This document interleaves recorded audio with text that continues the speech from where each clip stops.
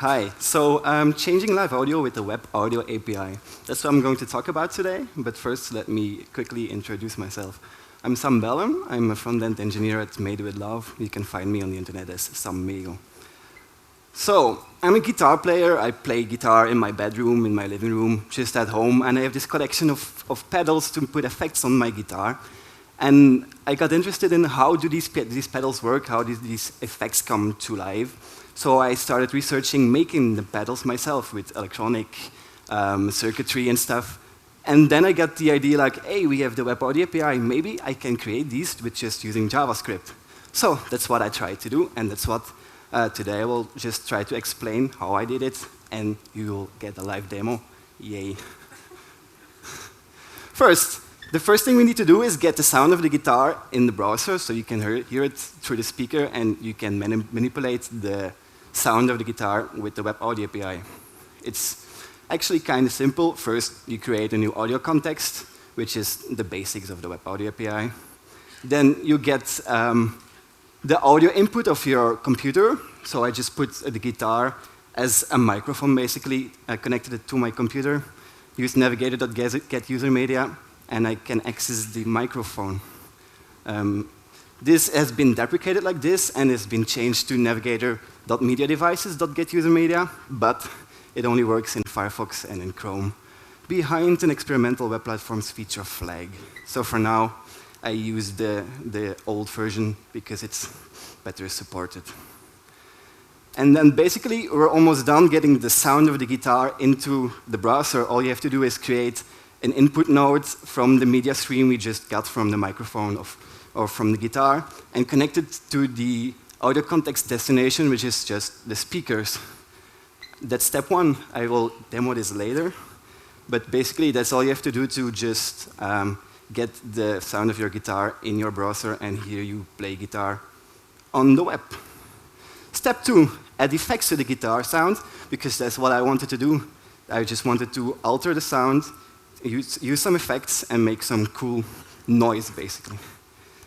Then you have a few of different pedals which you can find on most pedal boards. The most basic one is a volume pedal with which you just can change the volume of your guitar. This is quite easy because in the Web Audio API you have something as the gain node which controls the gain or just the volume. You can create one which is just doing audio context.create gain and then set the gain, which is usually between 0 and 1 or 0% and 1%. Then you connect the input node to the gain node to the audio context destination, and you have a chain of input, gain, and output, and the gain in the middle will control the volume of your signal. I have a quick demo of how the gain node affects your audio waves. This is just an audio wave of a fixed node with a gain node of 100%, so the volume is 100%. If you change it to 50, you will see that the waves are getting thinner. If you put it bigger, you will see the waves get bigger, but they get clipped on the top and the bottom. That's basically how the gain node works. It just decreases or increases the gain of your signal. This is the audio chain I talked about. If you just want to put a volume pedal on your guitar sound or on any input sound, this is what you have to do. Input node, gain node, output. Done.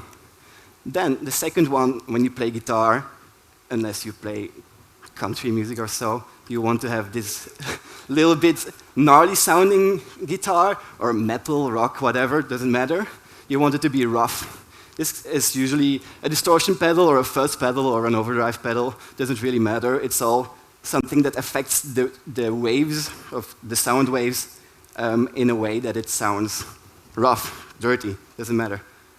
We can do this with a Waveshaper node. A Waveshaper node is basically just a node that you can create, and you can give it a math curve, and it will apply this curve to your audio signal. It's very complicated to calculate these curves, so there's one very good one on Stack Overflow. There's a link in my presentation if you want to see it. It's just a lot of math stuff, which I don't really understand, but it works. I can show you what it does, because We have the basic input signal again. It's just the sine wave. If you apply the formula or the curves to this sine wave, you will see that it suddenly becomes a totally different wave. It gets chopped off at the bottom and at the top. And this is what makes your sound actually rough, dirty, cool. You'll hear this later as well. If you want to make it a single pad, it's just, again, input, Waveshaper node, output. It's always this simple. You have the input node, you have the output, which are the speakers, and in between you can just put as many audio nodes as you want. In this case, the volume and the distortion are quite simple. The next few examples will be a bit more nodes in between, but the basics stay the same. Input, audio nodes, other audio nodes, output. Then a third pedal, which you can commonly find on guitar players or keyboard players or whatever, is a delay pedal. A delay effect is basically something that takes your sound and repeats it a few times while fading out, so you have this delayed sound after you play it. To make this, there's a delay node in the Web Audio API. It's the same. You do audio context.create delay. You can say the delay value. In this case, it's 1 second. You connect it from the input to the delay node to the output. You have a delay. But in essence, a delay node just delays the sound and it doesn't really repeat it. So if you want to really make the delay effect of the you want for a guitar, it's a bit more complicated. It looks like this. You basically just send the delayed sound to a gain node, decrease its value, send it back to the delay, back and forth until the gain is 0. So the volume is 0, so it will stop repeating. That way it fades out. The next one is a flanger pedal. Flanger is a bit like a delay, but it has a dynamic time or duration or speed of the delay. So it's not going to repeat like pum, pum, pum, but it's going to be like a sine wave going up and down, fast and slow. And to create a sine wave, we can use an oscillator node. Oscillator nodes are basically just audio nodes which create a sine wave or a square wave, just one fixed tone you can use to make a synthesizer, for example. It has a few values you can edit. The most important ones are type, which is a sine wave or a nice sine wave or a square wave or a sawtooth wave or a triangle wave. And you can set the frequency, which is basically the tone of your sound. If it's a high frequency, it will be a very high tone. If it's a low frequency, it will be a very low tone. You can put any number you want, but humans usually can just hear the frequencies between 20 and 20,000. But if you want to annoy your dog, just put it on 5. He will hear it, you will not. He will not be happy. Here you can see an oscillator node. By default, it's a sine wave, which is just a sine wave. If you make it a square wave, it's something else. Triangle wave, sawtooth, that's all something else. And then you can control the hertz, which you will see it goes faster and faster the higher the hertz go. And I can annoy you and let you listen to this sound, which is kind of annoying, but that's what an oscillator does. It just creates one sound that just continues to be annoying. One of the cool things, though, is that an oscillator node, it creates a wave. So if you want to create a dynamic delay, like in a flanger, you can just create the wave of the oscillator to the delay time, the delay node we saw earlier, which you can set the time. So it will just go up and down constantly, depending on the speed of your oscillator.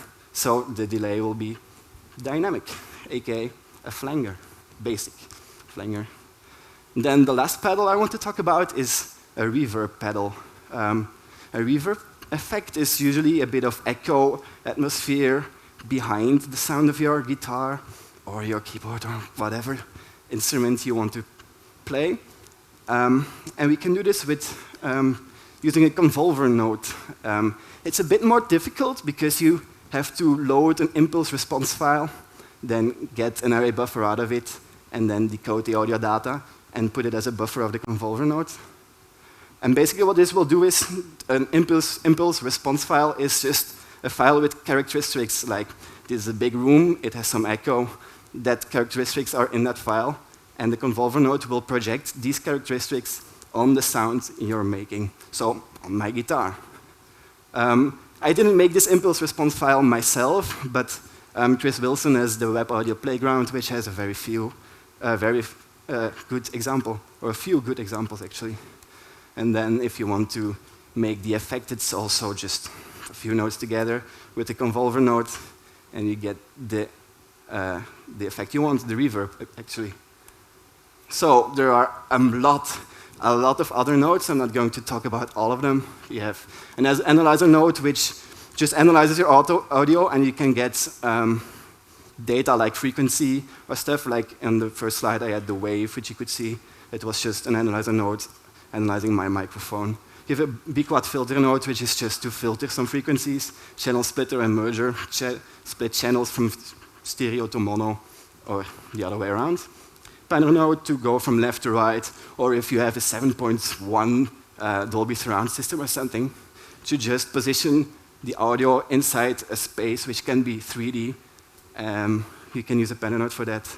Or a dynamics compressor node is just to compress audio. I'm not going to go into details of these because they're cool, but they're not necessary for my demonstration. Then, it's cool that you can create all these things, but as you've seen, some of these effects are a little bit complicated. You have the schemes and you have all the nodes working together. So I started building a library where you can just create easy audio effects. It's kind of working. I used it. There's still a lot of work to do. If somebody is interested, you can still help me or give feedback, whatever you want. But basically it works like this. You want to have an input, you want a distortion or delay effect, import it, create a new distortion or delay effect, and chain it all together. That's all you have to do. So I'm quite happy with the results already. And now, let's see if it works.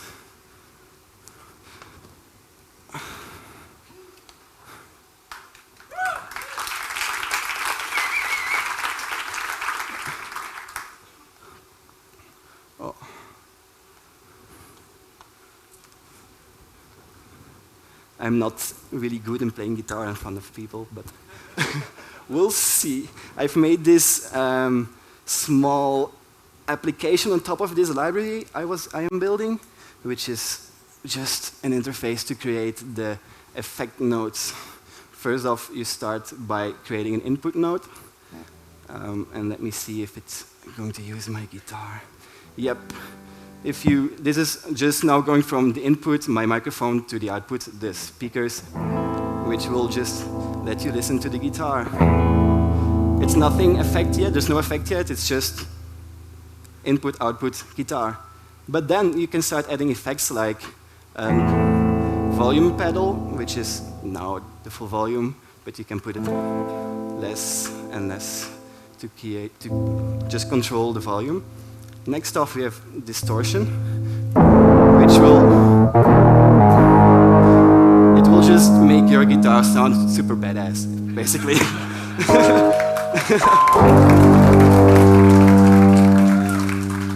The next one is the delay effect. I'm going to put it a little bit faster, so you can just hear what it does. Bit slower. You can hear it just, maybe you can hear it better if I turn this off. It just keeps on going and fades out eventually. You can control the parameters, but that's something you can play with for hours and hours. So I'm not going to do this. Next up is the flanger. Let me switch off the delay. Turn this on because it's badass. And then this is the dynamic delay, which goes faster and slower, basically. And you can hear this waving sound in the audio. That's the flanger.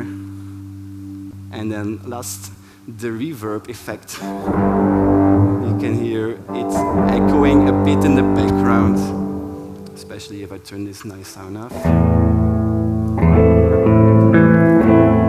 So yeah, this is basically just using JavaScript to control the sound of my guitar. Pretty cool. Then, we're not finished yet.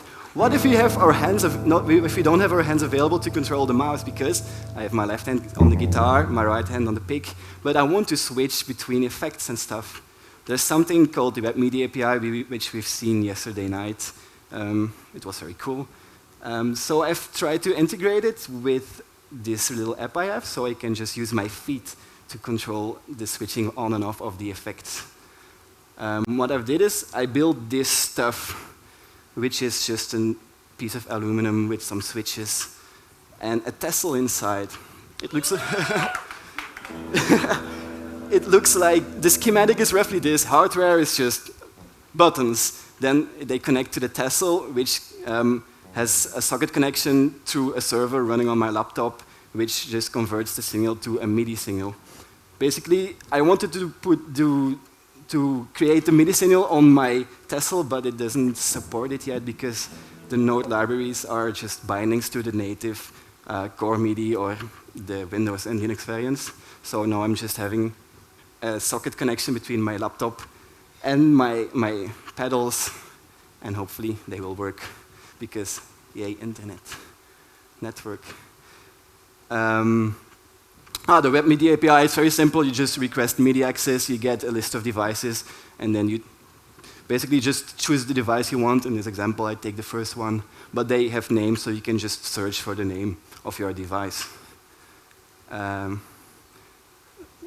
Let's see if it works. If I just turned off my input, which is nice. I can just turn on and off the effects on my pedal board, which is MIDI. You can just buy MIDI pedals and use it, but where's the fun in that? Just create it yourself. And this is the end of the presentation.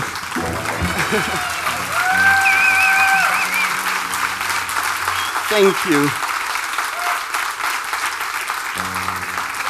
If any of you guys are interested, I have a few projects on GitHub, which is the audio effects library, or the pedal board, the little app you saw, the oscilloscope, which is to create the waves visually, and my presentation is also on GitHub. So thank you.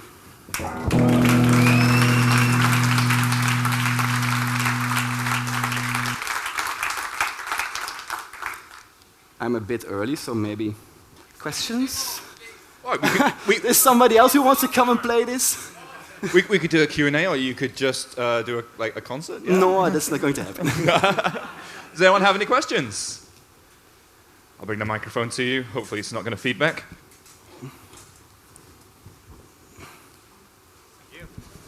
Hi, awesome presentation. Thank you. How's the latency? It's sometimes really bad, sometimes super good.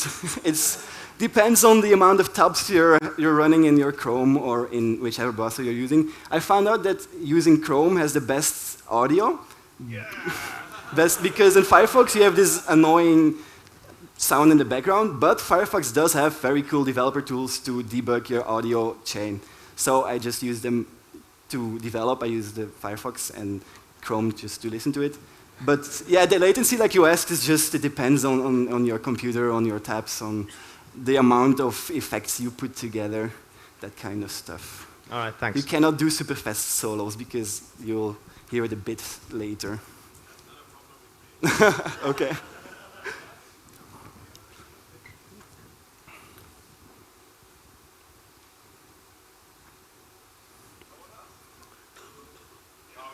There's one.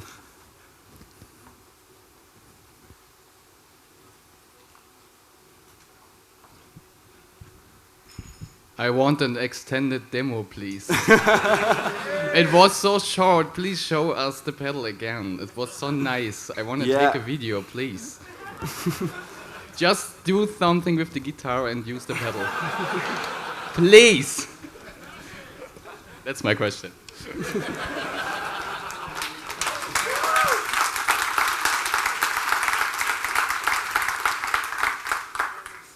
I'm very happy I asked for questions. So, what do you want to hear? Anything you like. Really, anything. Let's just create some dirty stuff.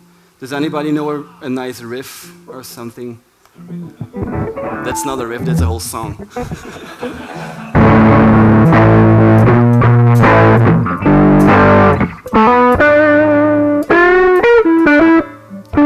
It's quite hard because there's latency at the moment, but yeah, you can just really create a lot of cool sounds and just play around with the stuff. Let's see what we get. Maybe we get noise, maybe we get something very funky.